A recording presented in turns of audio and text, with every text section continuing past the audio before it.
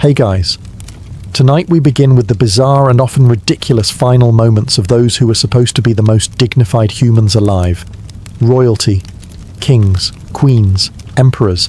Their lives were filled with ceremony, power, and gold-threaded robes.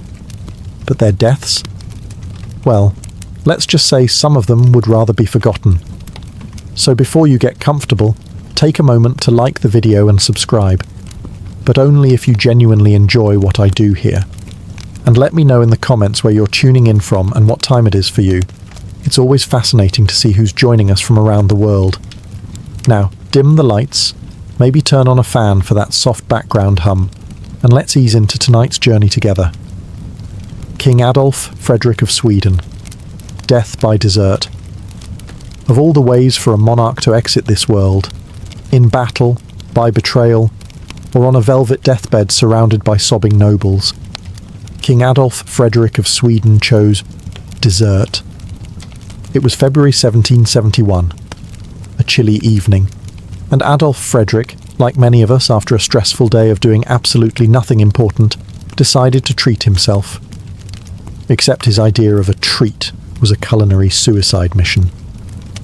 The royal menu that night was ambitious. It began with lobster, then caviar, then sauerkraut, smoked herring and champagne. Not one glass, no, several. Enough to make even the royal wig feel dizzy, but none of that killed him. What did him in? 14 servings of semla. Now, if you're not Scandinavian, semla is a sweet roll made of wheat, cardamom and almond paste, topped with whipped cream and floating in warm milk. It's delicious. It's heavy. It's the kind of dessert you eat one of and say, "Whew, that's enough." Adolf Frederick had 14. That's not dessert. That's a sugar-based assassination. His servants must have been horrified. Somewhere between roll number 10 and 13, someone surely said, "Your Majesty, perhaps a digestive walk?" But the king waved them off, spoon in hand, cream on his lips, determined to go out in style. And he did. Later that evening, he complained of stomach cramps, which progressed to pain, then collapse, and then the official cause of death, digestive problems. That's putting it mildly. The man ate himself into oblivion. His legacy? A relatively peaceful reign, some administrative reforms, and the title of the king who ate himself to death. You've got to hand it to him. There are worse ways to go. He wasn't assassinated. He didn't fall off a horse. He didn't die of plague or a cursed goblet. He was taken out by pastry. And honestly, that's kind of majestic in its own way. So next time you reach for a second slice of cake and hear that little voice in your head say, "Why not?" just remember King Adolf Frederick. And maybe, just maybe, put the spoon down. King George II, the royal Lou. Exit royalty tends to imagine its final moments with a bit of ceremony. A deathbed farewell, a fading breath whispered in Latin, perhaps a full orchestra humming gently in the background. But King George II of Great Britain, he died on the toilet. Yes, you read that correctly. It was the morning of October 25th, 1760. King George II, in his late 70s, woke up feeling a bit off. Still, he followed his usual morning routine. Some light conversation, maybe a touch of royal grumbling, and then, as all men must, a visit to the privy. Except he didn't return.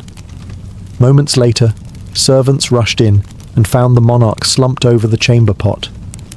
He had suffered a sudden aortic aneurysm, a rupture of the body's largest artery, and died instantly. So yes, technically he died of natural causes. But the location? Unforgiving. Let's take a moment to imagine it.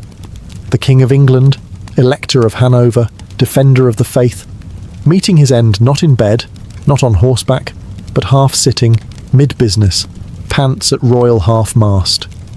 Hardly the portrait you want framed over the fireplace. To be fair, the chamber pot itself was no peasant's bucket. We're talking porcelain, possibly gold-rimmed, and surely flanked by servants trained in the art of not reacting. But still, it's the kind of death that gets whispered about in footnotes, not sung in ballads. The physicians wrote it up respectfully.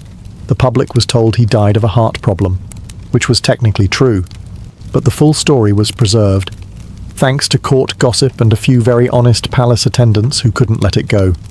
And neither has history.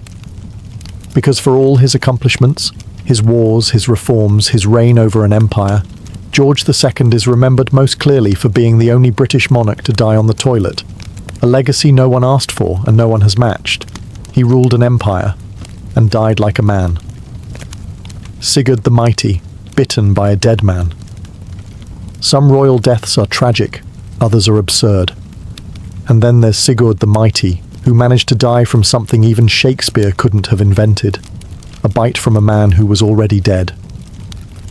Let's rewind to the 9th century. Sigurd Eysteinsson, better known as Sigurd the Mighty, was the Earl of Orkney, a Viking leader, fierce warrior, and all-around Norse tough guy. He spent most of his life raiding, conquering, and terrorising the northern British Isles. Then one day, he defeated his Scottish enemy, a rival chieftain named Mael Brigte. In a move that screamed Viking confidence and questionable hygiene, Sigurd tied the man's severed head to his saddle as a trophy of war. Now, this was a common practice in Viking circles. Brutal, yes, but considered a solid day's work.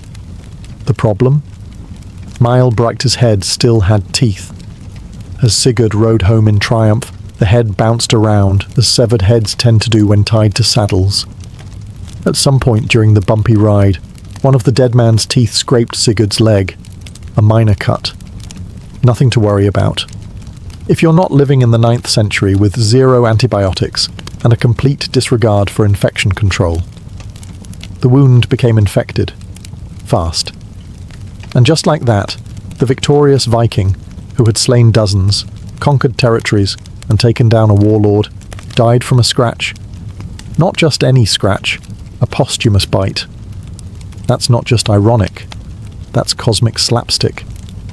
Imagine being remembered as the war hero who was taken down not by an ambush or a blade, but by a mouth that wasn't even moving anymore. Historians don't know if Sigurd's men laughed, cried, or just quietly untied the head and walked away. Probably all three. Sigurd's story is now a legend, and honestly, it deserves to be. Not because of the conquests, but because he might be the only Viking in history who lost a duel to dental hygiene. Crown Prince Sardo. Death by rice chest. There are royal deaths that make you chuckle, and then there are those that make you slowly put down your chopsticks. Enter Crown Prince Sardo of Korea, heir to the throne of the Joseon dynasty in the 18th century. A young man born into privilege, groomed for power, and eventually remembered as the prince who died inside a box. Not metaphorically, literally.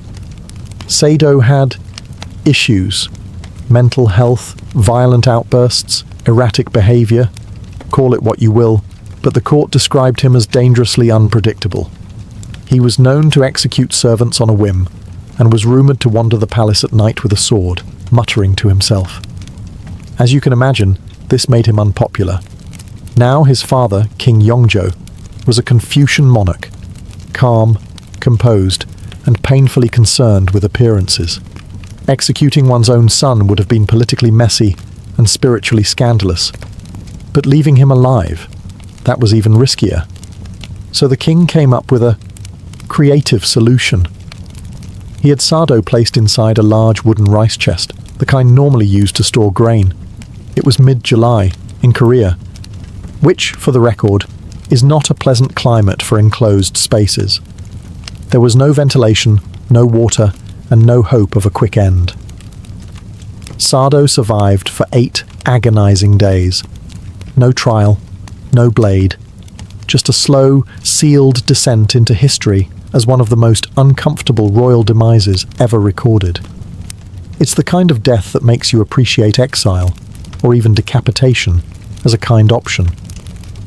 The official records, cleaned up for posterity, state that Prince Sardo passed away due to divine judgment, which is poetic, but let's be honest, he was rice-boxed to death. Ironically, his son, Jongjo, would go on to become one of Korea's most celebrated rulers. The family never publicly spoke of the box incident, but historians never forgot. It's a tale of palace politics, mental illness, and tragic cruelty, wrapped in wood and sealed with silence.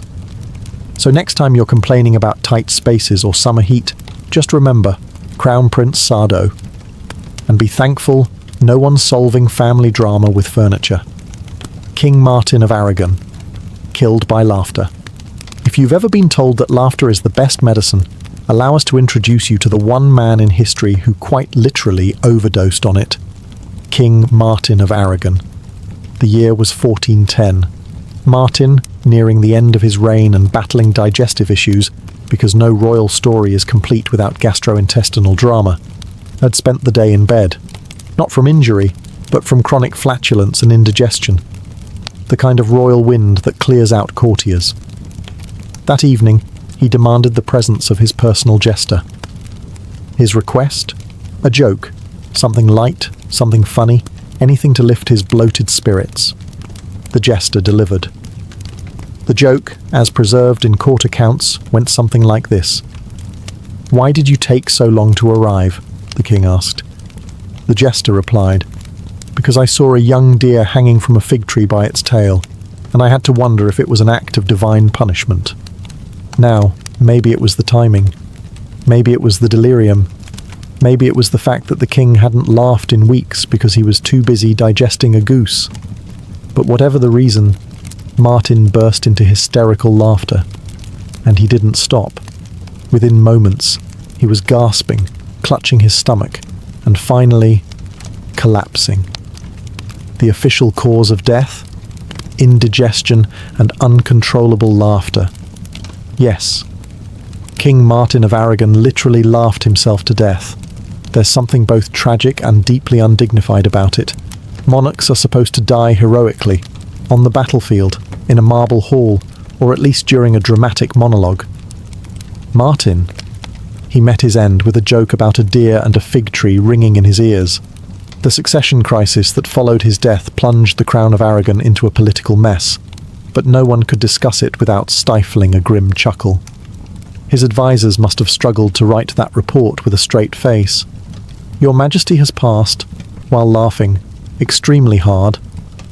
In the end, Martin's death became legend, proof that yes, humour can kill. So laugh wisely, guys, especially after dinner. Emperor Qin Shi Huang, poisoned by immortality. If ever there was a man determined not to die, it was Emperor Qin Shi Huang, the first emperor of a unified China, and the kind of ruler who didn't just dream of immortality, he demanded it. Ruling in the 3rd century BCE, Qin Shi Huang was a powerhouse. He standardized Chinese currency, measurements, and writing. He built roads, walls, and armies. He even commissioned the legendary Terracotta Army, a life-sized battalion of clay soldiers designed to protect him in the afterlife. Although, as it turns out, he wasn't exactly planning on using them. You see, Qin Shi Huang had no intention of dying. He was obsessed with the idea of living forever, and he tasked his court alchemists and physicians with delivering that dream. Their solution? Mercury pills. Yes, really. Tiny, shimmering, toxic capsules that were marketed as elixirs of immortality. The science behind it? Non-existent. But it had a shiny glow, and in ancient China, shininess often implied power. The emperor, convinced he was drinking life itself, began taking these mercury-based treatments daily. Not occasionally. Daily. The result? His health began to fail. He became paranoid, erratic, and prone to long absences from the court. On one of these trips, a secretive inspection of Eastern territories where he hoped to find more magical life-extending ingredients, he collapsed and died. Poisoned, ironically, by the very thing he believed would make him eternal. The court panicked. His death was hidden for days to prevent political instability. During that time, to keep the ruse going, his entourage reportedly travelled with a wagon of rotting fish to mask the smell of his rapidly decomposing body. Yes, The emperor who feared death so deeply ended up fermenting next to seafood. To this day, Qin Shi Huang's tomb remains unopened, a literal mountain of secrets. Some scholars believe it may be surrounded by rivers of liquid mercury. Fitting, really. The man wanted to be preserved forever, and in a way he is, not as an immortal legend, but as a cautionary tale about trusting quack science and glowing pills. Pope John XII, a heavenly scandal. The papacy has seen its fair share of drama, political intrigue, religious reform, crusades, and schisms. But few popes ever reached the level of papal chaos achieved by Pope John XII. Born Octavianus, he became pope in 955 AD at just 18 years old. Now becoming the spiritual leader of millions before you're old enough to rent a chariot? Not ideal. And the result? Even less ideal. John XII quickly became known less for sermons and more for scandal. His papal palace reportedly resembled less a seat of Christendom and more a Roman frat house. He gambled. He drank. He allegedly ordained a 10-year-old as bishop. He blessed a man's mistress. He even raised toasts to the devil during Mass. It's no surprise, then, that his death was equally unorthodox. According to multiple chroniclers, Pope John XII died of a stroke. But not during prayer, not at the altar. No, he reportedly suffered that stroke while in bed with a married woman. Let that sink in. The Pope died, mid-affair, with someone else's wife. That's not just scandalous. That's a moral black hole. Now, to be fair, the Vatican never released an official statement confirming this account. Possibly because, back then, official statements were written by monks who preferred not to die of embarrassment. But the rumour took on a life of its own. Even centuries later, historians couldn't quite agree whether it was truth or a very juicy smear campaign. But let's say, for a moment, it was true. Imagine being the priest assigned to write the eulogy. Here lies Pope John XII, shepherd of the faithful, vicar of Christ, and frequent visitor of marital bedrooms. His death marked the end of one of the most infamously unpapal papacies in history. He reigned for just under a decade, and in that short time he managed to blur nearly every line between sacred and profane.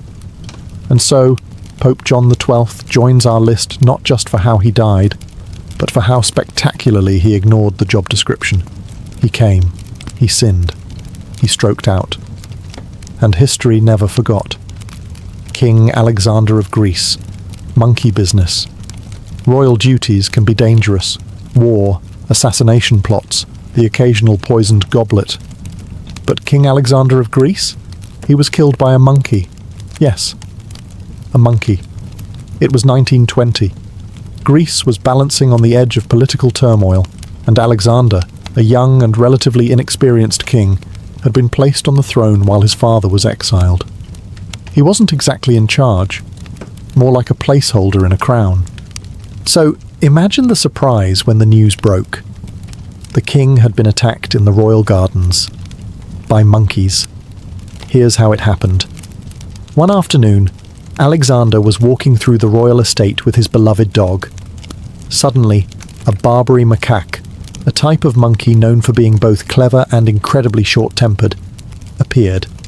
It belonged to a palace worker who apparently didn't see the problem in letting monkeys roam free near royalty. Naturally, the dog and monkey started fighting, and, like any loyal pet owner, Alexander tried to break it up. That's when a second monkey appeared.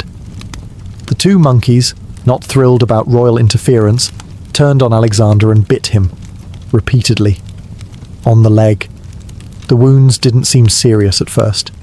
He was patched up. No big deal. But days later, infection set in, then gangrene, then sepsis. Within 3 weeks, the King of Greece was dead, from a monkey bite. The fallout was immense. His death triggered a constitutional crisis, a return of his father to the throne, and helped push Greece into further instability.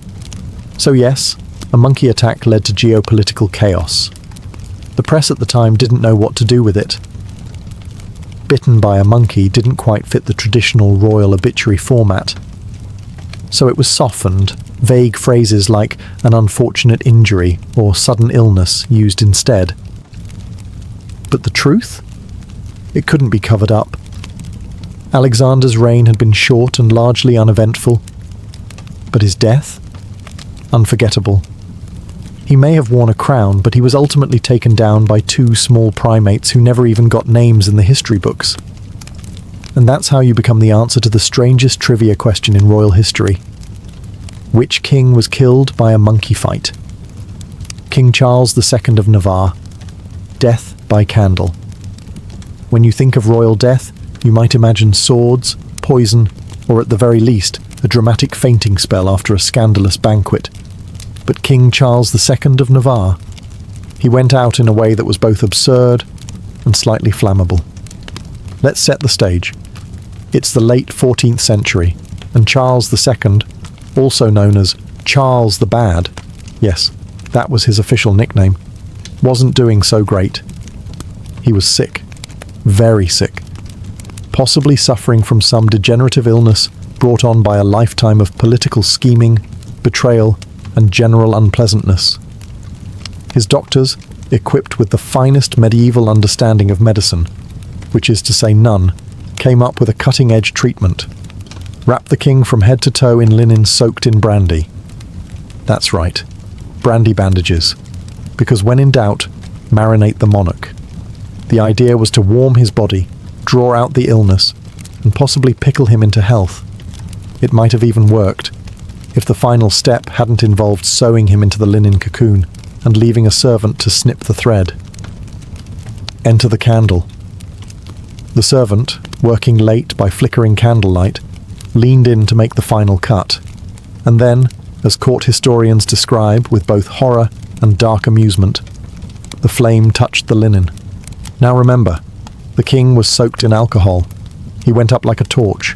The servant panicked. There was screaming, chaos, probably a few nobles fainting in the corridor.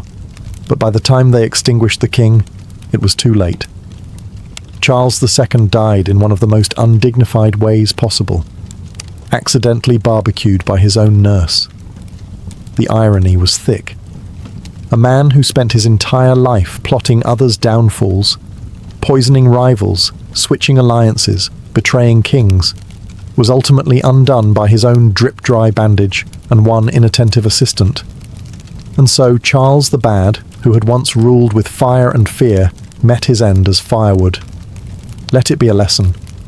Never mix royal treatments with open flame, especially if your nickname is already the Bad. King Edmund II. Death on the privy. Some royal deaths are dramatic, some are symbolic. And then there's King Edmund II of England, who allegedly met his end in the most vulnerable position a man can be in, sitting on the toilet. Known as Edmund Ironside, because the second just wasn't intimidating enough, he reigned for only 7 months in 1016. His nickname came from his battlefield grit and refusal to yield to Danish invaders, particularly King Canute the Great, who was breathing down England's neck at the time. Edmund fought like a lion, enduring defeat, betrayal, and political chaos. He was everything you'd expect from a tough Anglo-Saxon king, until the very end, when all that martial glory was overshadowed by what happened in the privy. According to a persistent and suspiciously detailed medieval rumour, Edmund was assassinated while using the toilet. How? A would-be killer, knowing the king's schedule and digestive reliability, hid beneath the wooden seat. And when Edmund sat down, surprise dagger. From below. Gruesome? Yes. Dignified? Not remotely. The official record is murky. Some sources say he died of wounds after battle. Others mention an unnamed private treachery. But a few chroniclers, clearly blessed with imagination, describe the whole scenario in remarkable detail, right down to the killer hiding in the cesspit and striking upward. It's the kind of story that feels like political slander, and yet it's stuck. Because nothing erodes a legacy like death by outhouse ambush. Imagine the scene. Edmund, perhaps humming a victory tune, sitting down after a long campaign, thinking he's finally earned a quiet moment, and then betrayal from below. It's not the stuff of royal murals. It's the stuff of cautionary tavern tales. To be fair, if the assassination tale is true, it was a cunning move. A king is never more defenceless than mid-privy. No armour, no guards, no sword. Just linen, gravity, and unfortunate trust in 11th century plumbing. So whether fact or folklore, Edmund II's death reminds us that even iron-sided kings have soft spots, especially when seated. King Henry I, too many eels. Of all the fatal indulgences in royal history, King Henry I of England may take the prize for the most slippery. Because in 1135, the king who had ruled for over 3 decades, survived war, political turmoil, and rebellious barons, was finally defeated by, wait for it, a plate of lampreys. If you're not familiar, lampreys are jawless, eel-like fish, with a mouth that looks like it belongs in a medieval torture chamber. They were considered a delicacy back then. Today, we'd probably call them nightmare noodles. Henry I, however, loved them. He was known to be absolutely obsessed. His court physicians, who understood very little about medicine but a great deal about guessing, had repeatedly warned him against eating so many of them. They were considered rich food, heavy on the digestion, light on survivability. Did Henry listen? Of course not. He was a king. And what's the point of being monarch if you can't defy every medical warning in existence? So during a visit to Normandy, Henry sat down to a grand meal and consumed a surfeit of lampreys, meaning he ate way too many of these slippery, slimy medieval sea worms, not fried, not dipped in anything respectable, likely just boiled and arranged in a grim little pile. Shortly after, he fell violently ill. Abdominal pain, vomiting, fever, the full royal digestive meltdown. Within days, he was dead. The official cause? Food poisoning. His body was embalmed and sent back to England in the winter cold, and there are horrifying details about the journey that we won't get into here. Let's just say, preservation was not a strong suit in 12th century Europe. Historians agree he was a capable and often ruthless ruler. But none of that mattered when his love for a grotesque fish dinner landed him 6 feet under. It's said his doctors had begged him to avoid the dish. His response: "I'd rather die than give up lampreys." Well, mission accomplished. King James II of Scotland, blown up by cannon kings, have died in battle. Kings have died of illness. But King James II of Scotland? He died by standing too close to his own cannon. It was 1460. James was 29 years old, ambitious, and known for 2 things: a famously short temper and a deep love of artillery. This was the golden age of cannon warfare. By golden, we mean wildly unpredictable and prone to spontaneous combustion. At the time, James was laying siege to Roxburgh Castle, a stronghold still occupied by the English. Determined to show off his shiny new cannons, James ordered a demonstration, and naturally, wanted a front row seat. Because what could possibly go wrong when standing a few feet from a 15th century cast iron powder tube packed with explosives? Plenty. As the cannon was being fired, it exploded, instantly, violently, spectacularly. A piece of the barrel tore through James's thigh, severing his leg, and according to some reports, part of his torso. The blast was so intense that it killed him almost instantly. His attendants, probably still trying to process the phrase, "Your Majesty just detonated," fled in shock. The king's death threw the Scottish army into temporary chaos, but to their credit, they regrouped and eventually captured the castle. In fact, they later renamed it James's Castle, perhaps as an ironic tribute to the king who donated his limbs to the cause. It was a deeply Scottish end, dramatic, loud, and involving at least one piece of medieval technology failing in the most catastrophic way possible. The ironic twist? James had been a huge advocate for modernising Scotland's artillery. He loved cannons, loved the sound, the smoke, the firepower. He just didn't love basic safety distance. Today, James II is remembered less for his politics and more for being one of the few monarchs in history blown up by his own enthusiasm. Emperor Elagabalus. Too weird to live. If the Roman Empire ever needed a poster child for maybe let's tone it down, it would be Emperor Elagabalus. Born Varius Avitus Bassianus, which already sounds like a spell, he became emperor in 218 AD at just 14 years old. That's right, a teenage emperor. Combine that with near unlimited power, vast wealth, and a complete disregard for anything resembling restraint, and you get one of the most bizarre reigns in Roman history. Elagabalus didn't just bend rules, he melted them down and made jewelry out of them. He appointed a horse as a government official, a trend among Roman eccentrics, insisted on being called empress instead of emperor, and once invited guests to a feast and dropped rose petals on them until some suffocated. His personal life was just as chaotic. He reportedly married 5 times, including once to a Vestal virgin, which was illegal, and was famous for dressing in women's clothing, wearing makeup, and offering money to any physician who could surgically convert him into a woman.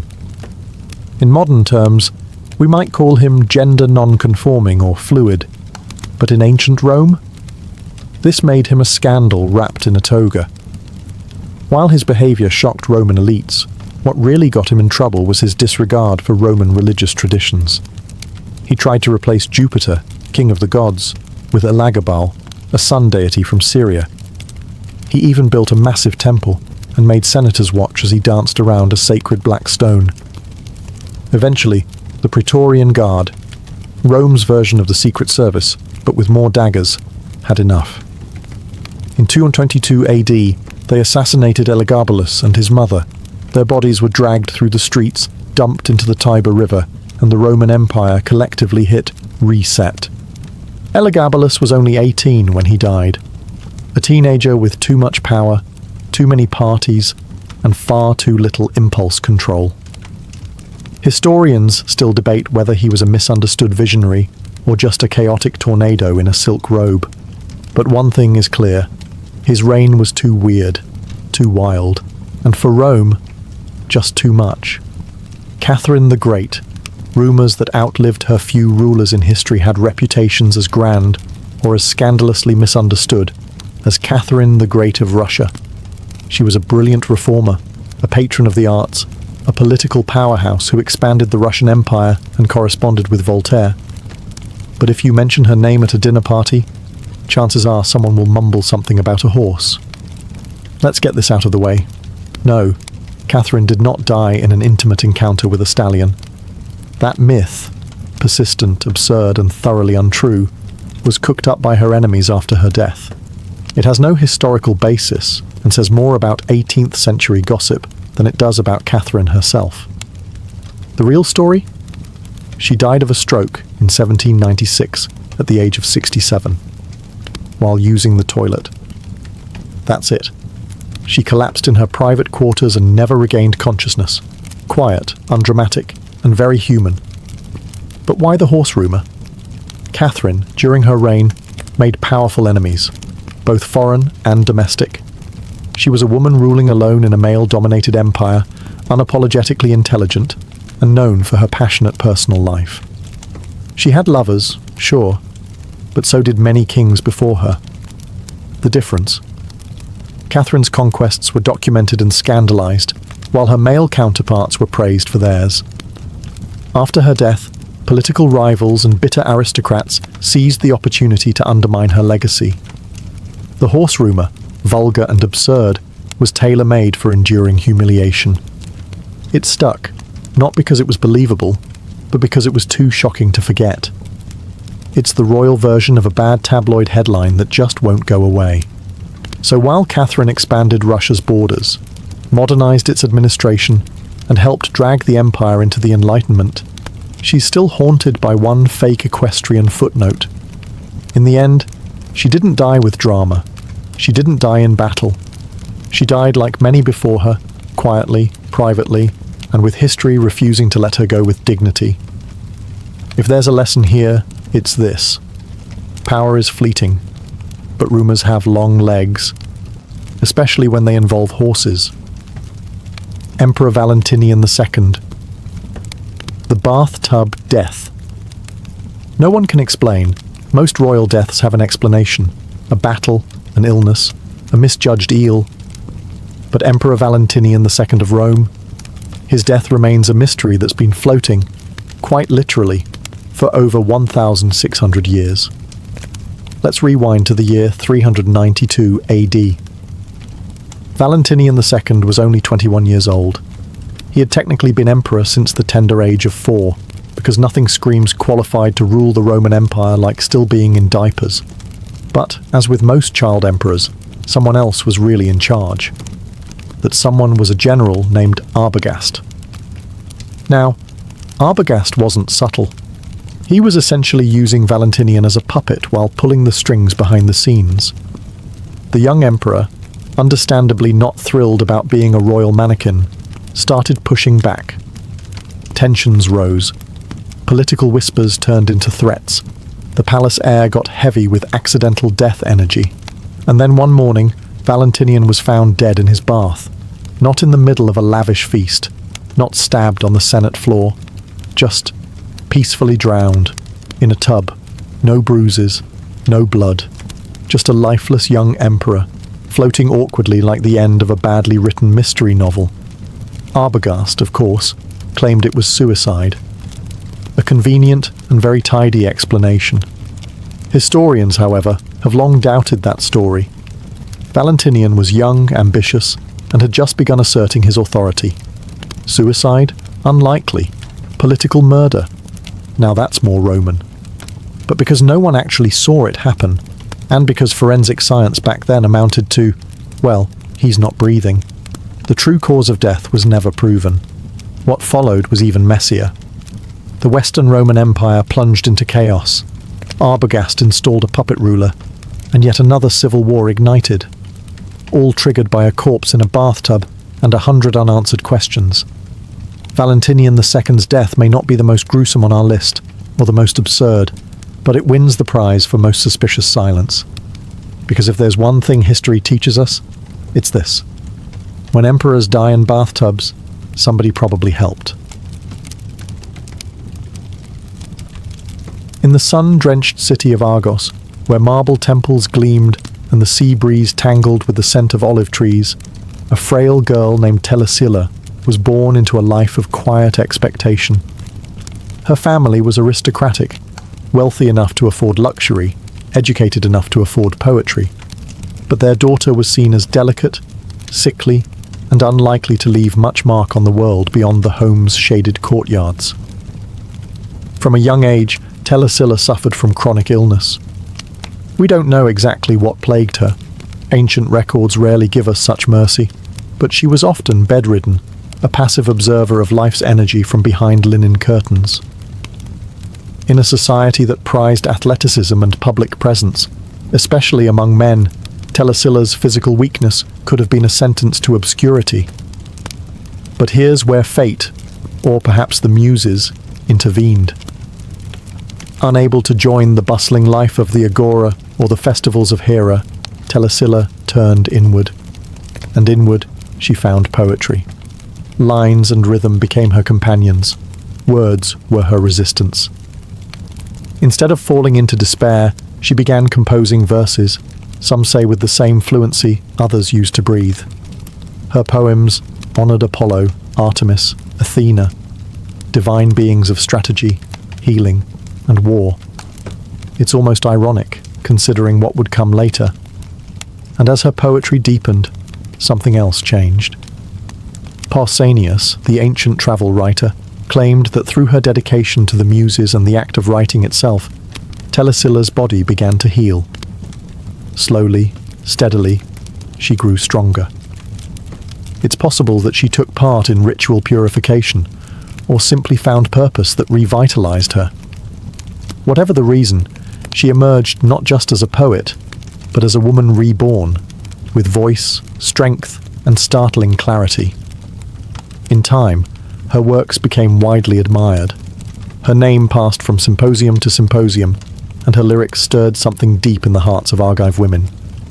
She wasn't just crafting verse, she was crafting identity. She gave her city its voice.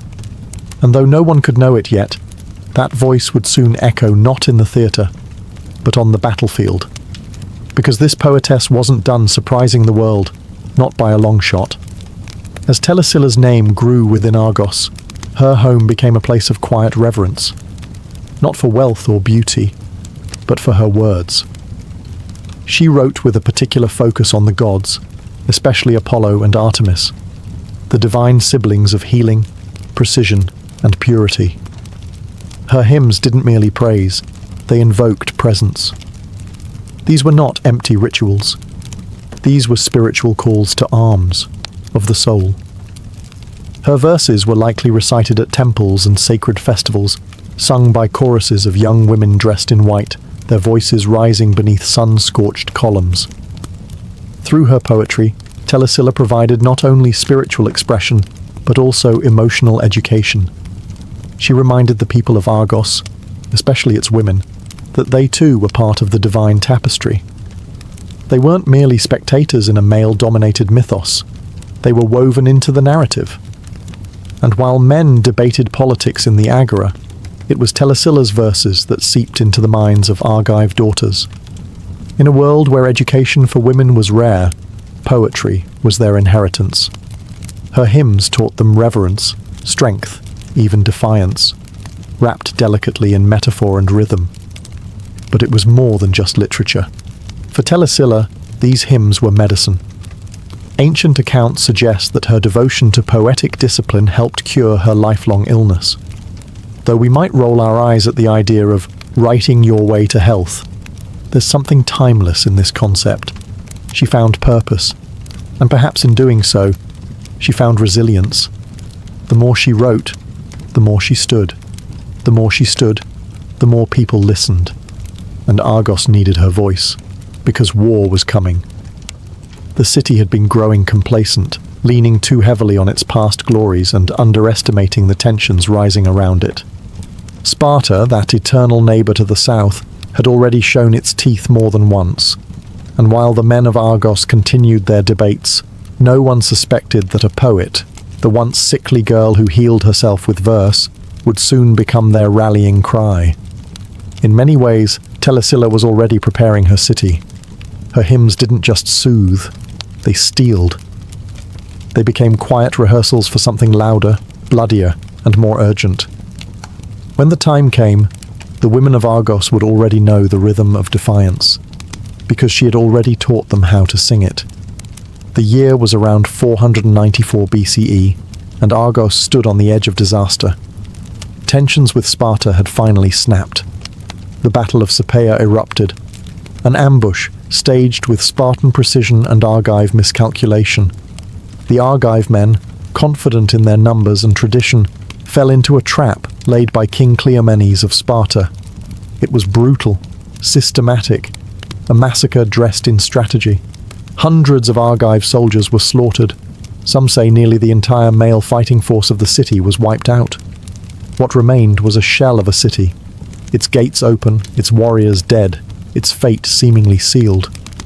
Argos lay defenseless, and Sparta knew it. What Cleomenes didn't know, what perhaps no one could have predicted, was that behind those bloodied city walls was not just grief and ruin. There was Telesilla. In the aftermath of the battle, as wails of mourning echoed through marble halls and temples, it would have been easy, expected even, for the people of Argos to surrender. Many probably considered it. But somewhere among the collapsed morale, Telesilla stepped forward, not with a spear, but with fire in her eyes. She rallied the women. The story, preserved in fragments by later historians like Plutarch and Pausanias, is nothing short of astounding. Telesilla, the poetess once confined by illness, now stood before her fellow citizens, mothers, daughters, widows, and called them to arms, literally. They gathered every weapon they could find, spears once mounted on walls, shields left behind by the fallen. Even stones and farming tools were repurposed. And in the shadow of that ancient city, women began training. The elderly, the young, even the servants, they all prepared for what was coming. Telesilla organized it. This wasn't some mythic fever dream. It was strategy. She positioned women atop battlements to give the illusion that Argos was still fully defended. She drilled them in formations. They were not trained soldiers, but they were fierce, determined, and above all, furious. The city waited. Breath held.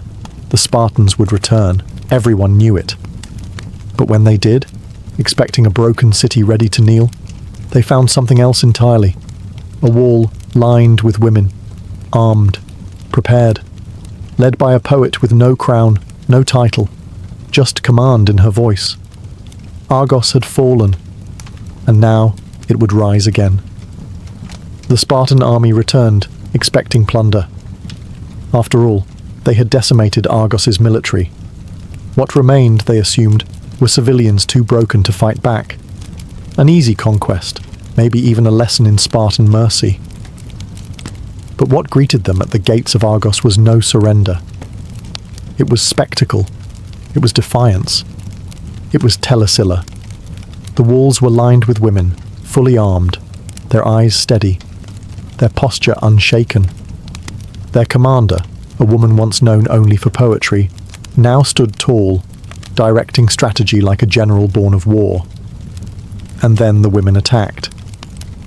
The battle was not elegant. This was not the Homeric ideal of shield walls and bronze-plated honor. It was chaos, furious, unrelenting, and intimate. These women fought with whatever they had. Spears stabbed from above the ramparts. Boiling water scalded Spartan helmets. Stones rained like curses. It was as much psychological as it was physical. The Spartans, trained for disciplined combat against soldiers, were suddenly locked in brutal melee with people they were not prepared to kill, women. And that hesitation cost them. Pausanias, who recorded the tale centuries later, wrote that the women of Argos, under Telesilla's leadership, forced the Spartans to retreat. It sounds improbable, doesn't it? But context matters. The Spartans had won their main objective. They had already defeated Argos's male army. What they faced now was resistance that risked shattering the legend of Spartan invincibility. To lose men to a citizen militia led by women wasn't just dangerous, it was humiliating, and humiliation in Sparta was worse than death. So they withdrew. Let that settle for a moment. Telesilla, a poet, trained not in arms but in verse, had led a group of grieving, enraged, determined women and saved a city. Not in myth, not in allegory, but in recorded human history. This victory wasn't just military, it was symbolic. It changed the narrative of Argos. It redefined what women could do in the face of devastation. And it proved something Sparta hadn't expected, that courage doesn't wear a beard, and leadership isn't born only on the battlefield. That day, Argos didn't fall to Sparta.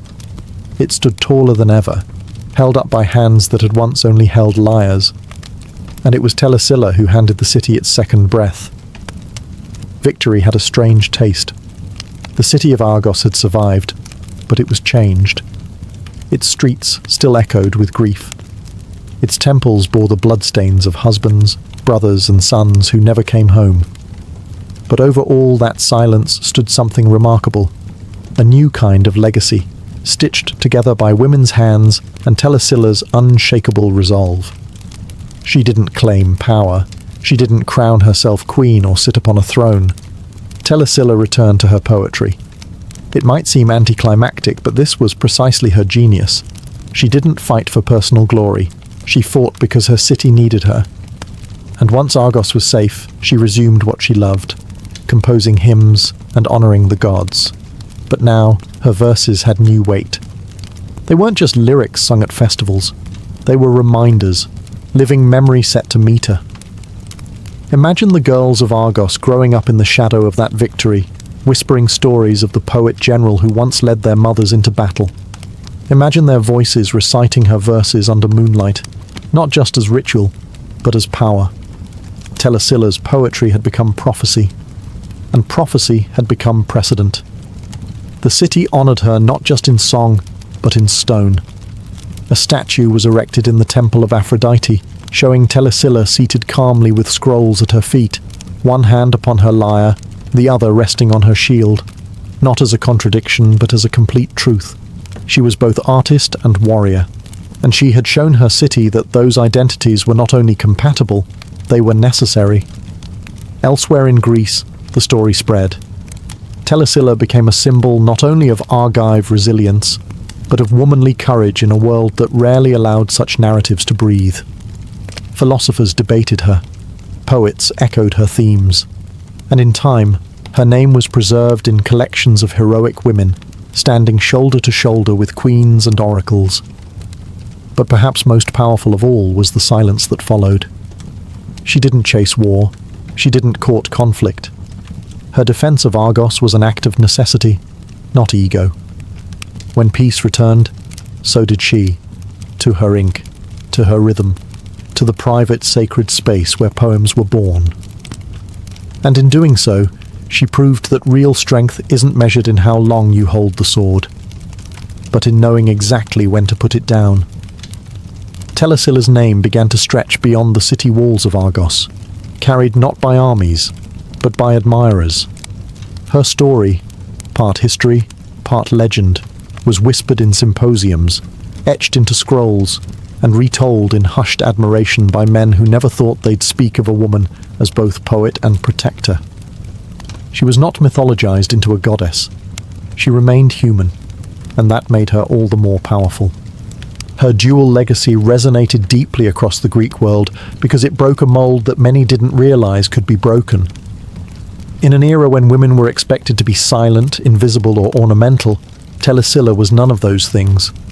She was educated, expressive, and, when the moment came, fierce. And yet, even her poetry was not lost to time. Some of her verses survived, cited by later grammarians and scholars. Though fragmentary, they suggest a rich, reverent tone, filled with invocations of the divine, vivid imagery, and a deep understanding of ritual.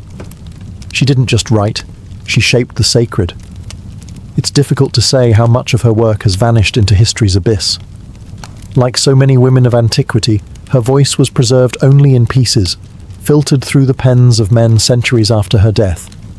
But even these remnants are enough.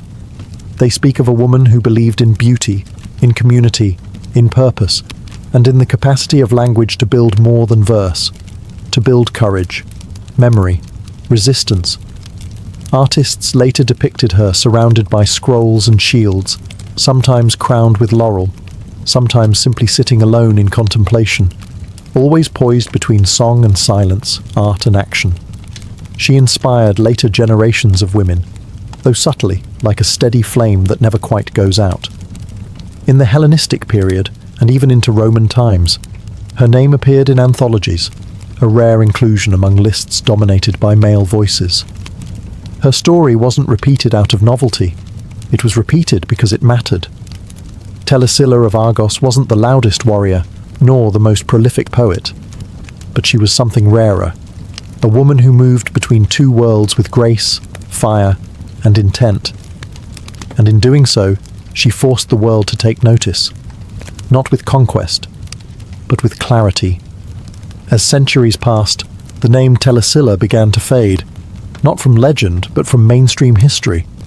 Like so many women of the ancient world, her memory was tucked into footnotes, her achievements mentioned only in fragments, and often with a tone of polite surprise, as though it were somehow an accident that a woman had done something remarkable.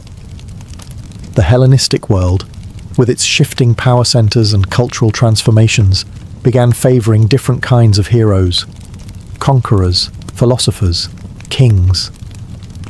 In this new climate, a woman poet who defended her city with wit and will didn't quite fit the mold of the stories that empires like to tell. By the time Roman authors picked up her name, it was almost folkloric. Plutarch mentions her with a kind of rhetorical curiosity, less interested in her verse or her politics, and more in the idea that a woman had ever wielded command at all. To him, and many of his contemporaries, Telesilla was an anomaly, a remarkable exception, a rare flower in a man's garden. But this is where history itself betrays us. Because it wasn't just Telesilla who vanished from the center of the narrative.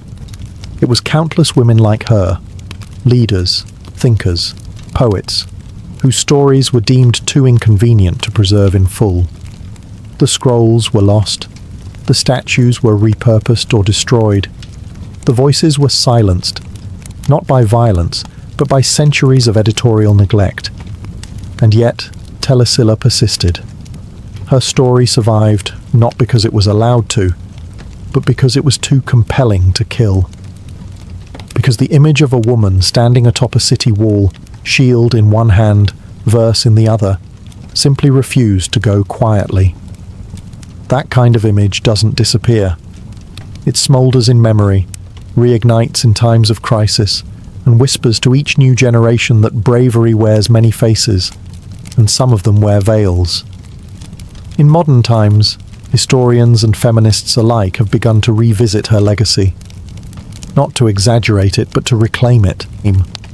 To dust off the silence and examine what happens when we let the full weight of a woman's story stand beside her male counterparts. And in doing so, we don't just remember Telesilla. We remember what history tried to forget. Though much of ancient Greece has crumbled, its statues worn smooth, its scrolls turned to dust, Telesilla's legacy still lingers in three enduring forms: stone, scroll, and sisterhood. First, the stone. In the ancient sanctuary of Aphrodite in Argos, long after the war cries faded, a statue of Telesilla once stood. Not a grand marble colossus, but a thoughtful monument. She was depicted seated calmly, her scrolls scattered at her feet, her hand resting on a helmet. No raised sword, no dramatic stance, just a moment of stillness, an image of a woman who had mastered both art and action. Even the placement in Aphrodite's temple was deliberate. Not Athena, the goddess of war and wisdom. Aphrodite, goddess of love, beauty, and, perhaps here, resilience. It was a quiet revolution carved in stone. Then came the scrolls. Though most of Telesilla's poetry is lost, what little remains reveals a voice rich with reverence and clarity. Scholars across centuries have tried to piece together her verses, finding in them not only artistic merit, but emotional insight. Her style belonged to the lyric tradition, intimate, melodic, charged with spiritual devotion. She was not writing for spectacle. She was writing for the soul, and perhaps that's why her words survived longer than her battles. And finally, the sisterhood. Telesilla's story became a kind of coded anthem for women through the ages, especially for those denied swords, votes, or recognition.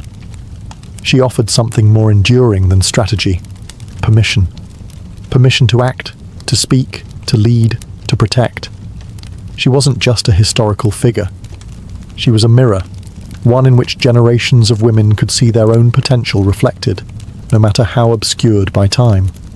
Her tale has inspired plays, poems, even academic treatises. In feminist readings of ancient history, she is no longer a footnote. She is a cornerstone, a reminder that when institutions fall silent, individuals can still shout. That when history closes a door, memory opens a window. In classrooms, in books, in whispered conversations among those hungry for forgotten heroines, Telesilla lives on. She is the patron saint of the underestimated, the poet who chose not only to sing of heroes, but to become one. Telesilla never asked to be remembered. She didn't command monuments or beg for her name to be etched in history. And yet, here we are, over 2,000 years later, still speaking her name, still telling her story, still awed by what she did in a world that tried to forget her kind. What makes her legacy so compelling is not just that she fought or that she wrote, but that she did both when neither was expected nor allowed of someone like her. A sickly girl with a lyre was never supposed to lead a militia. A woman who composed hymns wasn't meant to rewrite the fate of a city. But she did. And not through divine intervention or noble birth, but through clarity, purpose, and grit.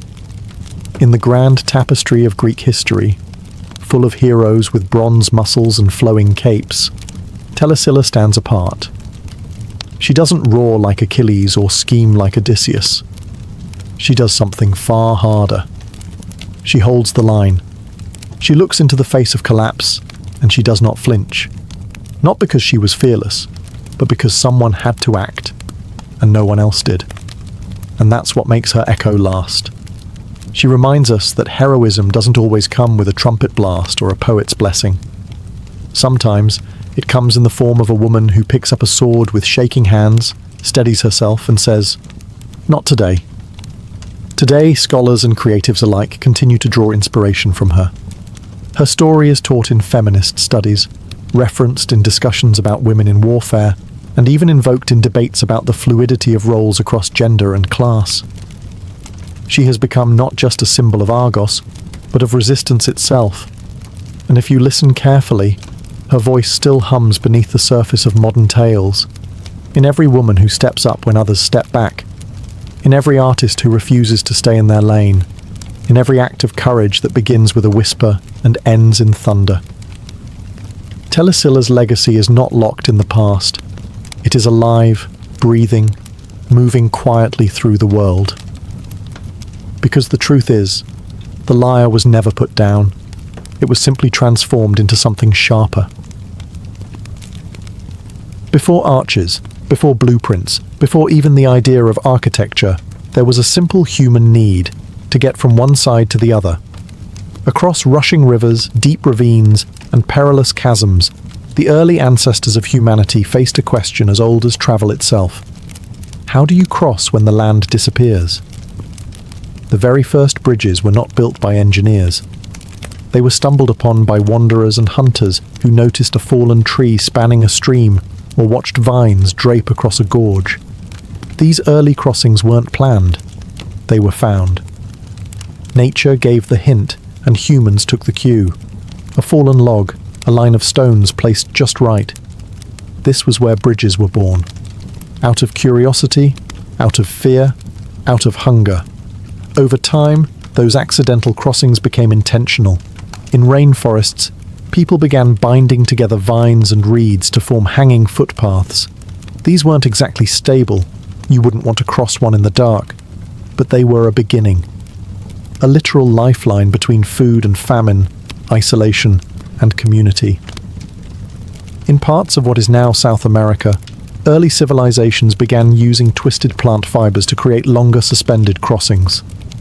These weren't just primitive ropes. They were woven, reinforced, and tested with centuries of refinement.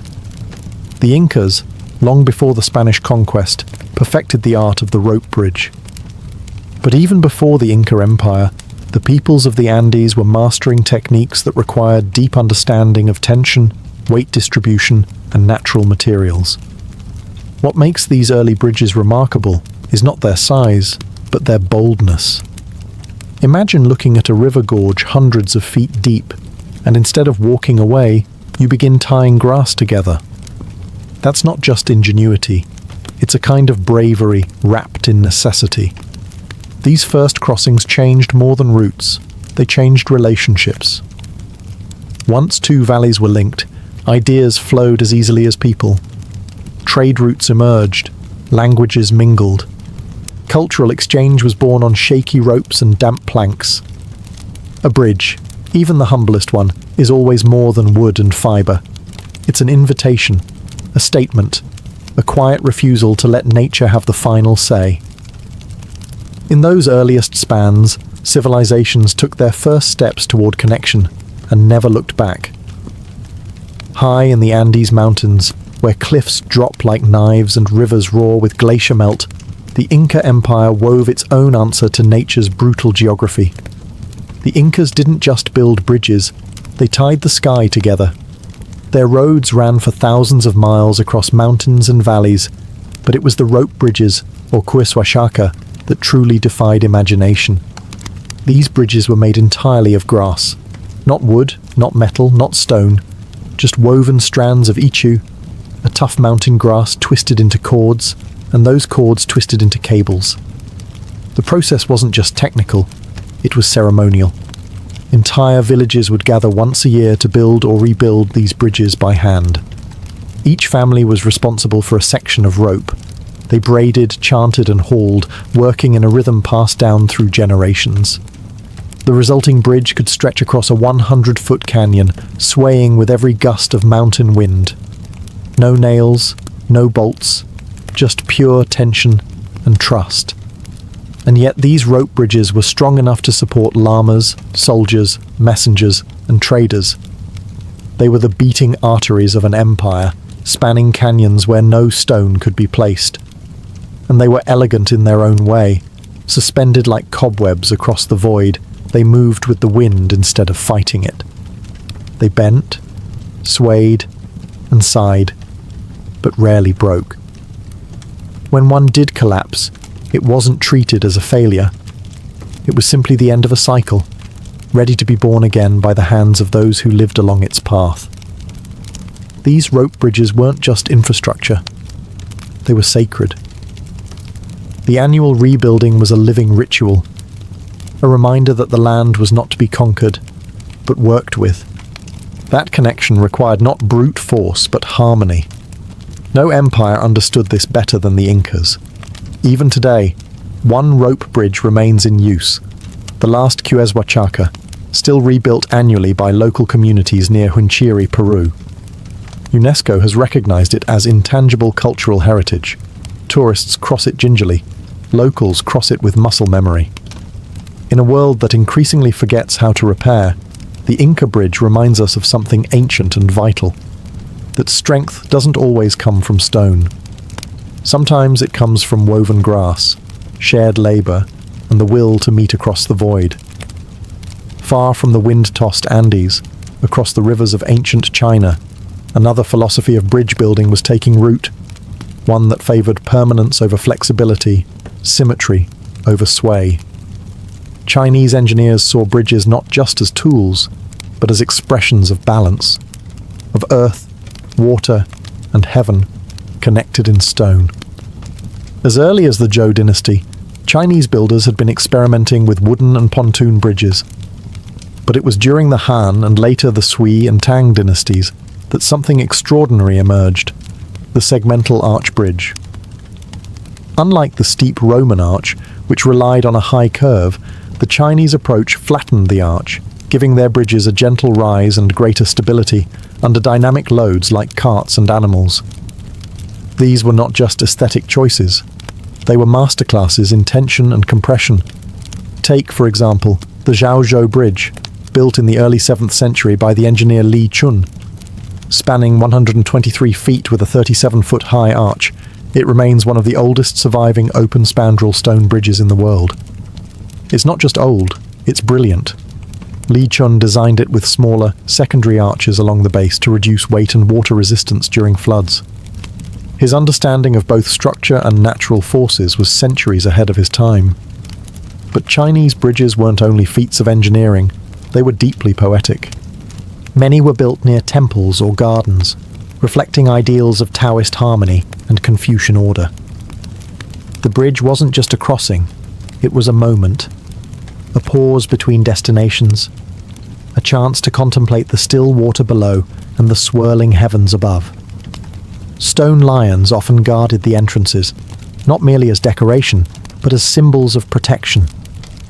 Bridge names were chosen with care, often invoking luck, longevity, or spiritual awakening.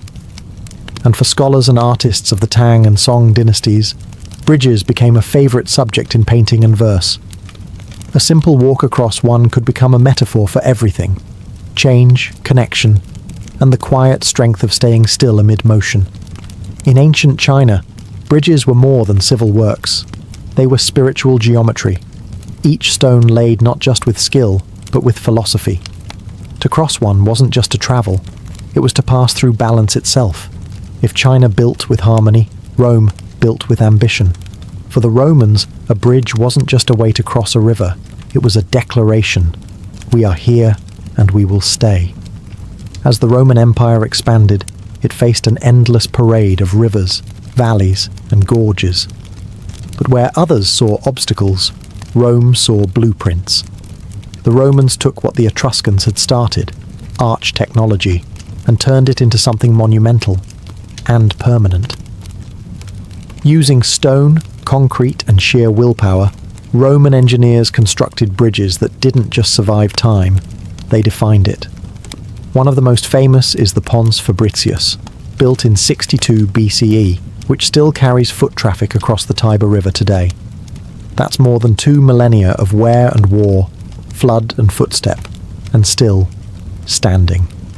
The genius of the Roman bridge lay in its arch. A Roman arch distributed weight evenly, channeling force into the ground. It allowed bridges to span wider rivers and support heavier loads. And with the invention of pozzolanic concrete, which could set underwater, Roman builders gained flexibility their rivals couldn't match. But function was never enough for Rome. These bridges were built with grandeur. They were often faced with marble or limestone, inscribed with the names of emperors, adorned with statues and triumphal messages. Some were even designed as part of aqueducts, like the breathtaking Pont du Gard in modern-day France, which served as both a water channel and a towering architectural statement. For Roman legions, bridges meant speed. For Roman merchants, they meant prosperity. And for the empire itself, they meant permanence. The roads of Rome were famously straight and unyielding, but it was the bridges that made those roads matter. Wherever Rome went, it bridged the gap, literally and metaphorically, between conquest and civilization. A bridge wasn't just infrastructure, it was empire in miniature, orderly, strong, and built to last. Even after the empire fell, many Roman bridges remained, used, rebuilt, reimagined. The stones whispered of a time when engineers walked hand in hand with emperors, and when rivers, no matter how wide or wild, bowed to the Roman will. To cross a Roman bridge was to walk in the footsteps of conquerors, and to feel the weight of eternity under your feet. While Rome built in stone and China in symmetry, ancient India quietly cultivated a bridge tradition that was unlike anything else on earth. Bridges made from trees. Not cut wood, not rope, not carved beams. Living, growing trees. In the wet, hilly region of Meghalaya, in the northeast of the Indian subcontinent, rivers are fed by relentless monsoons. Flash floods sweep away bamboo, rope, and timber bridges with ease. But centuries ago, the Khasi and Jaintia peoples found a way to use nature not as an obstacle, but as a partner. They began guiding the roots of the Ficus elastica tree, a type of rubber fig, across streams and rivers. Slowly, patiently. Over years, then decades, the roots were trained using hollowed-out tree trunks, scaffolding, and bamboo frames to grow toward the opposite bank. When the roots met, they were woven and anchored into the soil, creating a bridge that was, quite literally, alive. These living root bridges didn't rot. They didn't splinter. In fact, they grew stronger with age. A young bridge might take 15 years to become usable, but once mature, it could last hundreds of years, sustained by the very land it stood on. This was not fast architecture. It was generational. A grandfather would begin weaving a bridge that his grandchildren might one day walk across. There was no blueprint, only tradition. No calculation, only intuition passed down through watching, doing, and remembering. And these bridges weren't just functional. They were breathtaking. Suspended among waterfalls and emerald valleys, the root bridges curved and twisted like something from a fairy tale, organic and surreal, blending into the jungle as if grown by myth. In a world that often values speed, India's living bridges are a defiant slow song. They show that time, care, and cooperation with nature can produce wonders just as lasting as stone. They are community projects, sacred paths, a reminder that not all strength is rigid. Some of it is woven, flexible, and alive. To cross a root bridge is to cross into a different rhythm of civilization, one that listens to the earth rather than reshaping it. And in that quiet balance, India bridged more than rivers. It bridged the wild itself. In the cradle of civilization, where the Tigris and Euphrates carved ribbons through desert and city, early Mesopotamians faced a familiar problem, rivers that both nourished and separated. These waterways brought trade, irrigation, and life. But they also created boundaries, and where boundaries exist, someone eventually builds a bridge. Unlike the later empires of stone and steel, ancient Mesopotamians worked with what they had: mud brick, timber, and ingenuity. Their rivers were broad but not bottomless. Their materials were fragile, but their minds were not. The city of Babylon, one of the jewels of ancient Mesopotamia, was famously divided by the Euphrates River, but it was also famously connected. The Greek historian Herodotus claimed that Babylon had an early movable bridge, constructed of wooden planks laid across boats and tied together with papyrus ropes. By day, it ferried people and carts. By night, it was dismantled to prevent enemy access. Whether this account is precise or poetic, it reflects a truth. Mesopotamian cities were not isolated settlements. They were logistical masterpieces. Bridges here were not just structures, they were strategies. Some were built low and temporary, designed to be rebuilt after floods. Others were made with baked bricks and asphalt mortar, resting on foundations driven deep into silt and clay. Mesopotamians understood the river's moods. They didn't try to conquer water with brute force. They tried to work around it, above it, and sometimes even under it. Trade caravans carrying grain, textiles, and lapis lazuli needed bridges. Temples and ziggurats drew pilgrims from opposite shores. And kings, forever in need of control, understood that whoever held the bridge controlled the city. Over time, as empires like the Assyrians and Persians rose, their bridges grew in complexity. Engineers began incorporating stone piers and more permanent wooden spans, but the roots of that engineering went back to the simplest acts: bundling reeds, piling clay, stretching logs. The logic of bridging, the why, came long before the how. Mesopotamian bridges may not have survived the centuries like Rome's or inspired poetry like China's, but they formed a vital foundation. They were among the first expressions of infrastructure, the bones of organized society. They taught us that where there is commerce, there must be connection, and where there is water, someone will always try to walk across it. To the ancient Greeks, the world was not just a place to live. It was a canvas to be shaped, measured, and perfected. And when it came to bridges, they brought the same thoughtful attention to proportion, harmony, and engineering that they poured into their temples and sculptures. Unlike the Romans, the Greeks weren't obsessed with spanning vast distances or showcasing imperial power. Their bridges were often more modest, but no less intelligent. Built across small rivers, marshes, or rocky gaps, these structures were crafted with an elegant balance of form and function. Take the Arcadico Bridge, located in the Peloponnese. Dating back to the Bronze Age, around 1300 BCE, it's one of the oldest surviving arch bridges in the world. Built of large, unmortared limestone boulders, the bridge still stands today, quietly carrying foot traffic as it did millennia ago. There are no inscriptions, no imperial eagles, no towering arches, just a single subtle span, built with precision and enduring grace. The Greeks understood stone, they understood load-bearing, and perhaps most importantly, they understood the importance of community connectivity. Many of their early roads and bridges were part of sacred routes, used during religious festivals and processions to temples, such as the long journey to Delphi or Olympia. In these contexts, a bridge wasn't just about moving people, it was about guiding them toward the divine. Later, during the classical and Hellenistic periods, Greek cities began incorporating more advanced engineering methods, borrowing and adapting Etruscan and Eastern techniques. Timber and stone were used together. Some bridges even included drainage systems, careful grading, and guardrails. Still, aesthetics mattered. A Greek bridge didn't just serve a function. It fit into the landscape, enhancing rather than dominating it. It was common to find bridges positioned for viewing, often offering perfect symmetry with the surrounding hills and sky. Water below, air above, and stone in between, the Greeks liked their elements balanced. In Greek thought, the bridge became more than a crossing. It was a metaphor, a movement between worlds, between cities, between gods and mortals, between chaos and order. So while their spans may not stretch as far as Rome's, the Greek bridge stands as a quiet whisper in stone, strong, serene, and built with thought rather than thunder.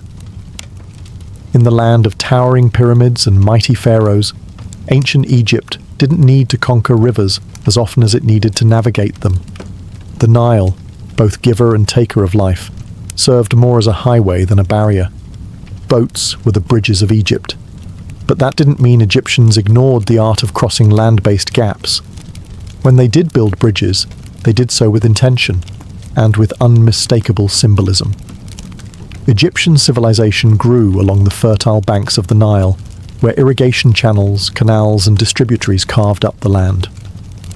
To manage this watery maze, the Egyptians developed small-scale bridges, flat stone causeways, wooden crossings, and canal bridges designed more for function than spectacle.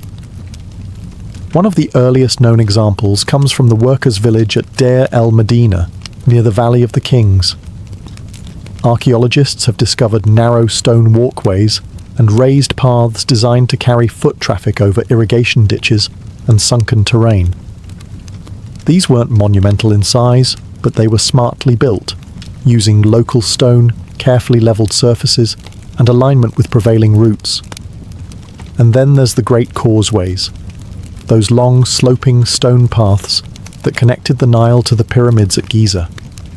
While technically not bridges, these structures acted as ceremonial links between the river and the tombs of the dead.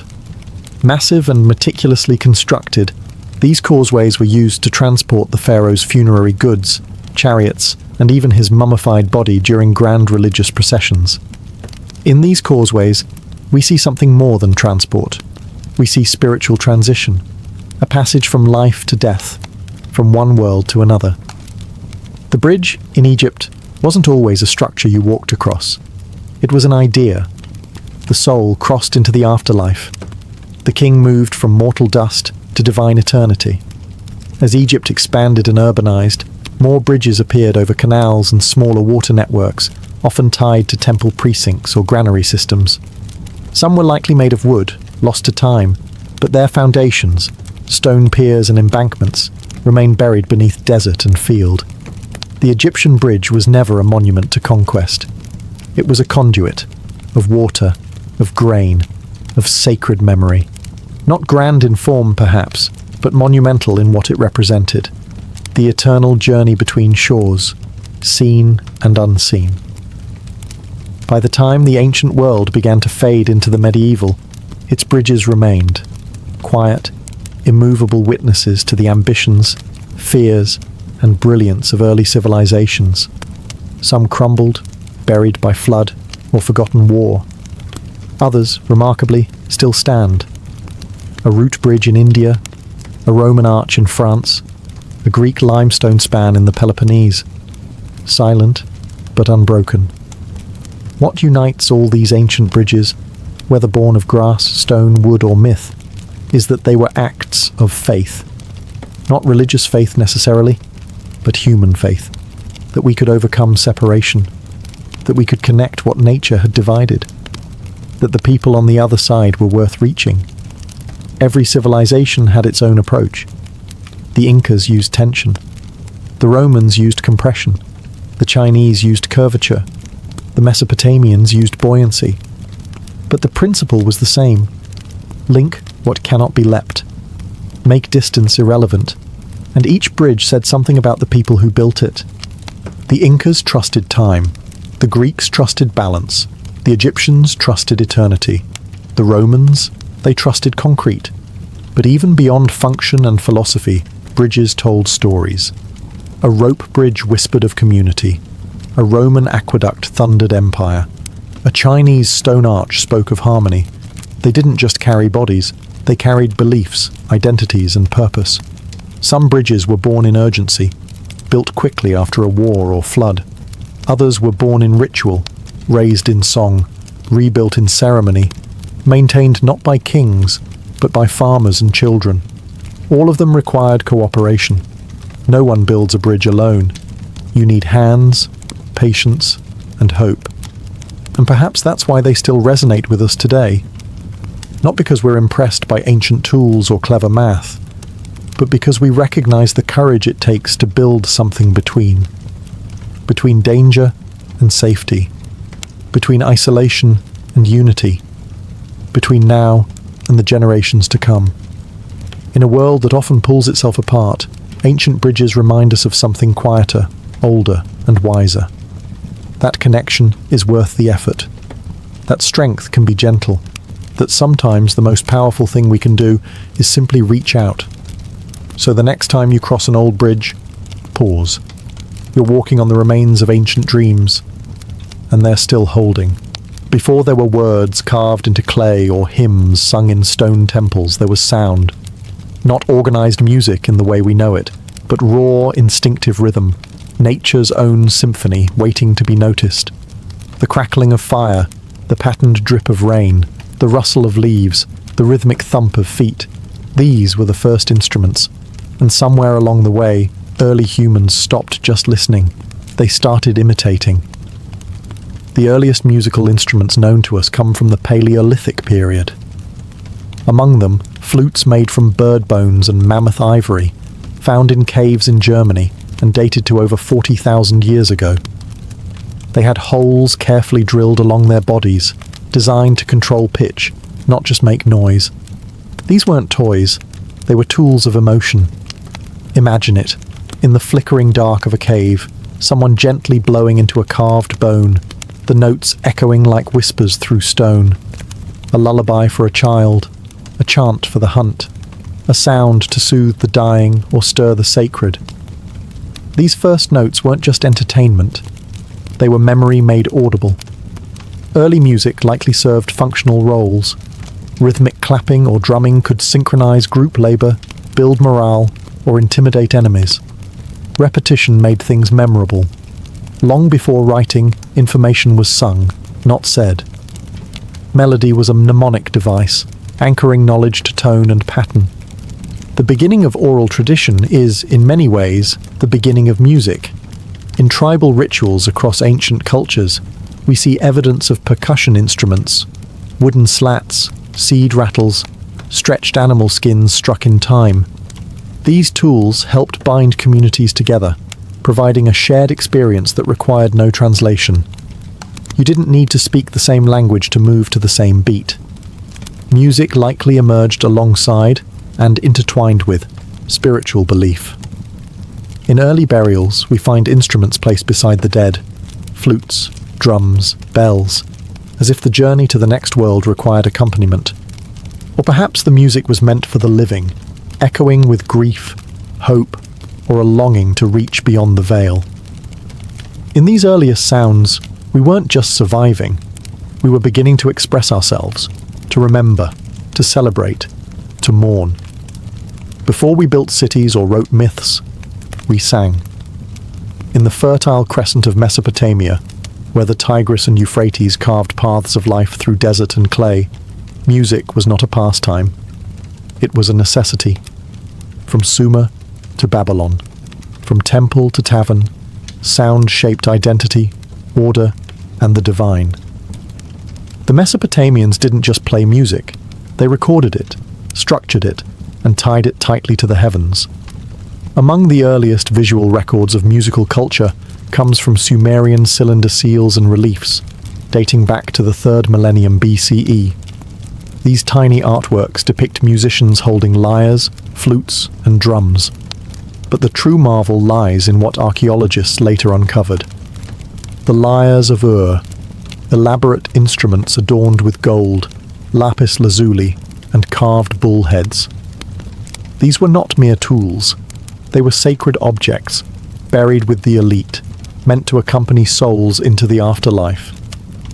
The Mesopotamian lyre was delicate and resonant, its strings stretched across a wooden frame and played with plucking fingers or bone picks.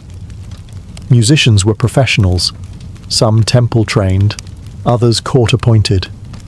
Music accompanied rituals, coronations, banquets, and battle. Every occasion had its sound. And then there's the real marvel: notation. A clay tablet from Ugarit, dated to around 1400 BCE, is considered one of the world's oldest surviving examples of written music. It contains hymns inscribed in cuneiform, not only with lyrics, but musical instructions using a system of relative pitch. We don't fully understand how to hear it as the ancients did, but the very fact it exists reveals how central music was to structure and spirituality. Music was also tied to cosmology. Numbers mattered. Intervals mattered. Ancient Mesopotamian thinkers, like those in Babylon, believed music could reflect the order of the cosmos, mirroring the same harmony that kept planets in orbit and seasons on time. This idea would ripple into Greek philosophy centuries later. Whether sung by priestesses to Inanna or played by travelling minstrels in crowded markets, music in Mesopotamia was layered. It was professional, sacred, celebratory, and political. It carried messages between mortals and gods. In a world carved from mud and mystery, music gave shape to things unseen, binding memory to ritual, order to time, and the soul to its story. In ancient Egypt, where gods had animal heads and pharaohs were divine, music flowed like the Nile, constant, sacred, and life-giving.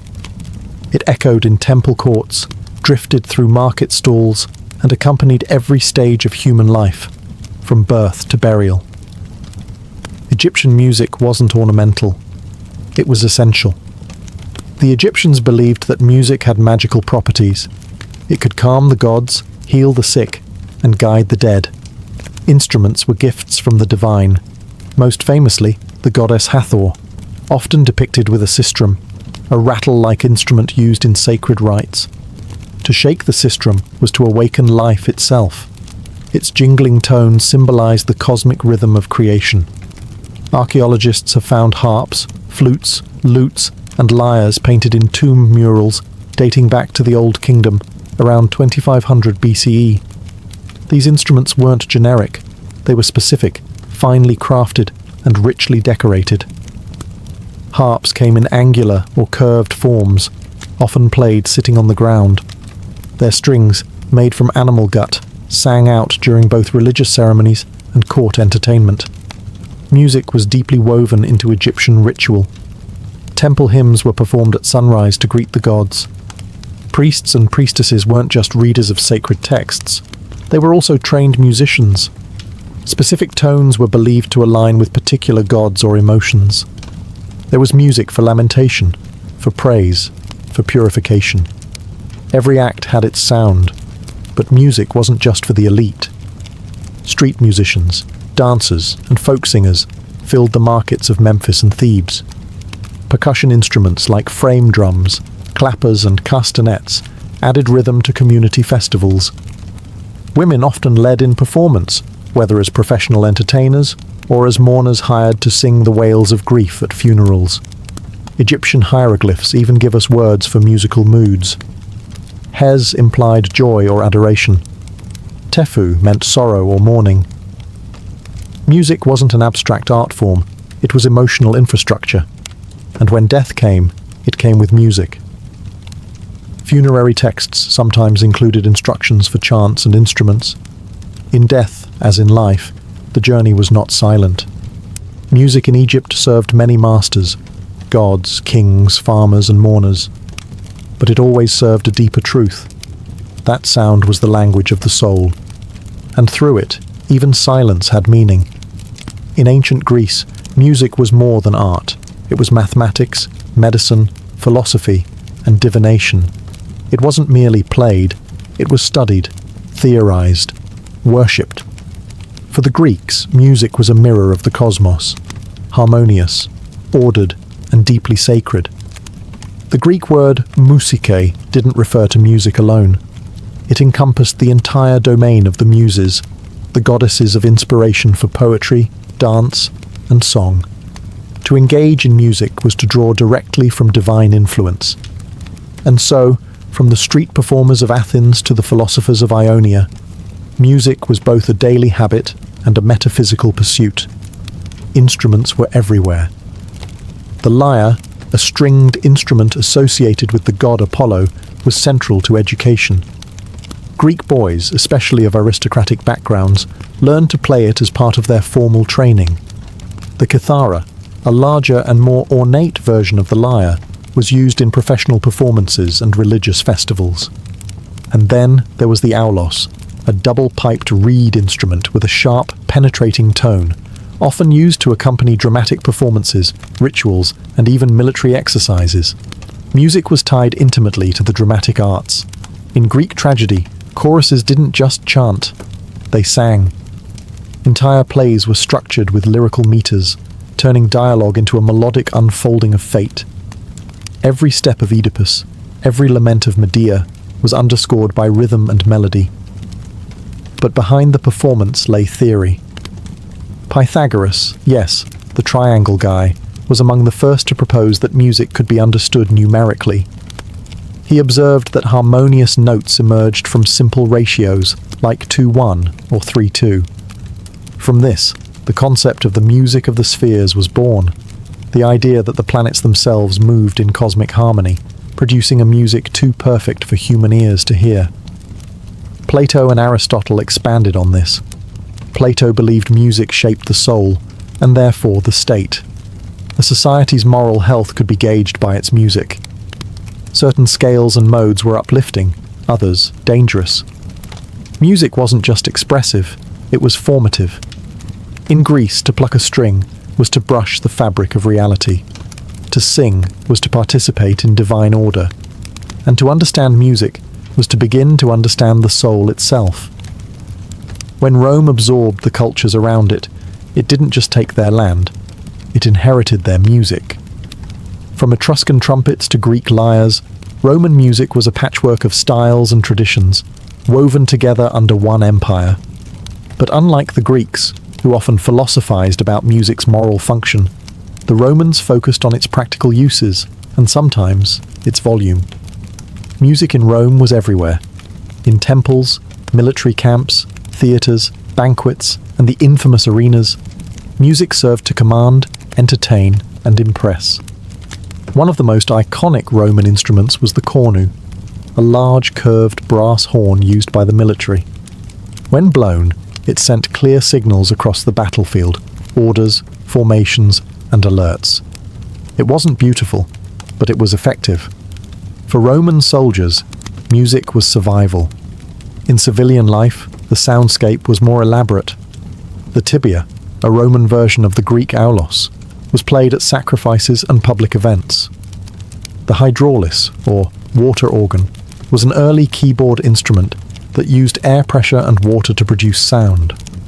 Found in both religious ceremonies and gladiatorial games, it was likely loud, dramatic, and theatrical, perfectly suited for Rome's flair for spectacle. At banquets and private feasts, music took on a more seductive role. Women and enslaved performers often played stringed instruments, like the cithara and lute, while dancers moved to soft rhythms. In elite Roman homes, music was a status symbol, an imported art from Greece or Egypt, made to dazzle guests and show refinement. But music also had spiritual roots. In Roman religion, certain ceremonies required specific chants and musical forms called carmen. These were sacred incantations, believed to influence divine favor or ward off evil. Over time, some evolved into more structured hymns, blending spoken prayer with melody. What Rome lacked in originality, it made up for in adaptability. It absorbed music like it absorbed gods, rebranding, reshaping, and repurposing them to fit its needs. And as Roman roads carried legions across Europe, they also carried songs, instruments, and musical customs. Local tribes encountered not just soldiers, but the sounds of empire. In Rome, music served many ends: glory, control, pleasure, and faith. It was the rhythm of empire, pulsing through marble halls and blood-stained sand. Long before Vedic chants echoed through the temples of India, a quieter but equally profound musical culture thrived in the Indus Valley Civilization, one of the world's earliest urban societies. Though much about their music remains elusive, the fragments we've uncovered whisper of a people deeply attuned to rhythm, ritual, and sound. Unlike Mesopotamia or Egypt, the Indus Valley left behind no deciphered texts on music. Yet what they did leave, their instruments, terracotta figurines, and urban acoustics, speaks volumes. Archaeologists have unearthed cylindrical drums, shell trumpets, and carved flutes made of bird bones and terracotta. Some of these flutes, remarkably, have perfectly spaced finger holes, suggesting a sophisticated understanding of pitch and scale. Perhaps most telling are the figurines of dancers found at sites like Mohenjo-Daro, limbs frozen mid-step, hair braided, torsos swaying. Where there is dance, there is rhythm. Where there is rhythm, there is music. These figures suggest not only communal celebration, but choreographed, percussive culture. The drum wasn't just entertainment, it was expression. Later, as Vedic civilization emerged and Sanskrit texts began to form, the musical tradition of the Indian subcontinent would explode into complexity. But its seeds, those silent ceramic flutes of the Indus, had already taken root. Over time, music in India became inseparable from spiritual practice. The Vedas, the sacred Hindu texts, were chanted in highly regulated melodic patterns called sama. These weren't songs as we know them. They were sound formulas intended to maintain cosmic order.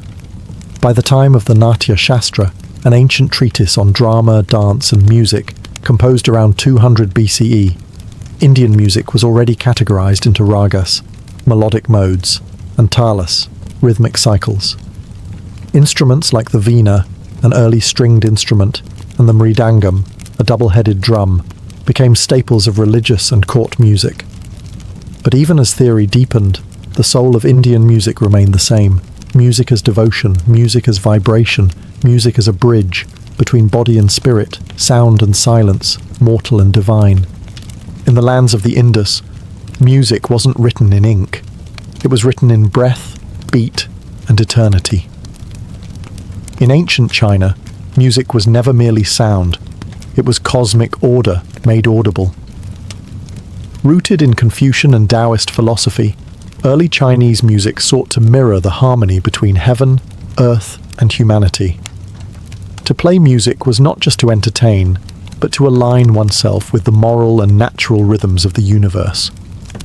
Some of the oldest archaeological finds include stone chimes, bianking, and bone flutes, xun, dating back to the Neolithic period. These instruments were carefully tuned, not just for beauty, but to reflect cosmic principles. Each note was associated with one of the 5 elements: wood, fire, earth, metal, water, the seasons, and directions. A melody wasn't just music, it was philosophy and sound. By the time of the Zhou dynasty, 1046–556 BCE, music had become a pillar of governance. Confucius himself famously said, "To educate someone, start with poetry, strengthen with ritual, and perfect with music." He believed that music shaped the soul, and that a well-governed state would be reflected in its musical culture. Harsh or dissonant music meant disorder. Gentle, orderly tones signified harmony. Court musicians played with instruments like the guqin, a 7-string zither associated with scholars and sages. Its quiet, introspective tones weren't meant to entertain crowds, but to cultivate inner virtue. The player sat alone, fingers brushing the strings in a meditative dialogue between self and nature. Larger ensembles used instruments like the sheng, a mouth-blown free reed instrument, drums and bronze bells, especially in ancestral rites and state ceremonies. The yayue, or elegant music, was the official ceremonial genre used in rituals to honor heaven and ancestors. Every sound, every interval, had a ritual function, carefully controlled to avoid spiritual imbalance. Chinese music theory also developed unique scales, such as the pentatonic scale, which uses 5 notes per octave. This gave Chinese melodies their fluid, drifting quality, evoking water, wind, and introspection. In ancient China, to hear music was to hear the balance of the world. To perform it well was to live well. Every note was a prayer. Every silence a teaching. In the ancient Hebrew tradition, music was a conduit between heaven and earth, between grief and praise, between people and their covenant with God. It wasn't entertainment, it was sacred. Every note played, every voice lifted was an offering. From the earliest books of the Hebrew Bible, music appears as a central force. In Genesis, Jubal is named as the father of all who play the lyre and pipe, suggesting that even at the very beginning, music was seen as a foundational human gift. In Exodus, after the Red Sea parts and the Israelites escape Egypt, Miriam takes up a timbrel, leading women in dance and song, a moment of celebration carved forever into sacred memory. By the time of King David, music had become a structured, integral part of spiritual life. David himself was both warrior and musician, said to calm King Saul's tormented spirit with the sound of his harp. Under his reign, music flourished as temple ritual. He appointed Levitical musicians whose role was not only to perform, but to preserve sacred songs and maintain spiritual order through sound. The Psalms, many attributed to David, form one of the oldest and richest hymnals in human history. These lyrical prayers, written in poetic form, were intended to be sung, chanted, or recited with instrumental accompaniment, usually lyres, harps, cymbals, and trumpets. Some psalms speak of sorrow, others of triumph, but all are musical expressions of the soul in dialogue with the divine. The first temple, built by Solomon, institutionalized music even further. Musicians were assigned shifts, instruments were standardized. Trumpets signaled offerings. Cymbals marked sacred transitions. Music structured the calendar, framed the festivals, and deepened the meaning of every rite. Even after the temple's destruction, music lived on in memory and exile. In Babylon, the exiled Hebrews sang of Zion with trembling voices. By the rivers of Babylon, there we sat and wept. How can we sing the songs of the Lord in a foreign land? Yet sing they did. Hebrew music survived not by echoing through stone halls, but by being written on hearts. It was a music of resilience, born in covenant, and carried across centuries in breath, bone, and prayer. As the ancient world slowly gave way to classical antiquity and the medieval age, the music of early civilizations did not vanish. It transformed. Its instruments were altered, its scales adapted, its traditions absorbed into newer religious, philosophical, and cultural systems. But its essence endured. The echo of a Mesopotamian lyre, the shimmer of an Egyptian sistrum, the silence between strokes on a Chinese guqin. These sounds did not die. They migrated, carried across time in the hands and hearts of those who remembered.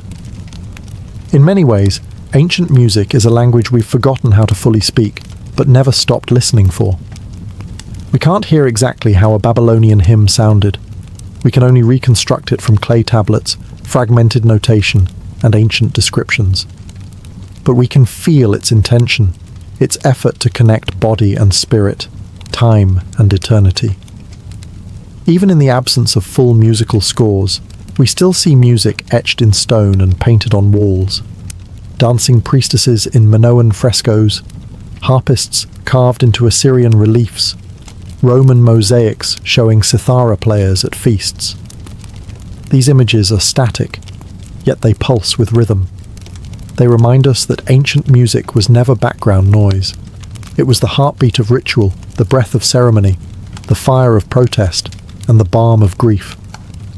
And remarkably, some of it lives on. In India, the raga system still follows rules born from ancient Vedic chants. In China, guqin players still perform melodies that date back to Confucian temples. In Jewish synagogues, psalms are still chanted with traditional melodies that echo back thousands of years. These aren't recreations, they are continuations. Ancient music wasn't recorded in vinyl or digitized into streams. It was preserved in practice, in people, in purpose. Passed down not through wires, but through witnessing. We may never hear a perfect reconstruction of an Inca festival song or a hymn sung in the court of Ur, But when a hand drums a beat, or a voice breaks into spontaneous song, or a melody lingers just long enough to bring tears, that is ancient. The civilizations may have crumbled, the empires may have fallen, but their music still plays, not in history books, but in us.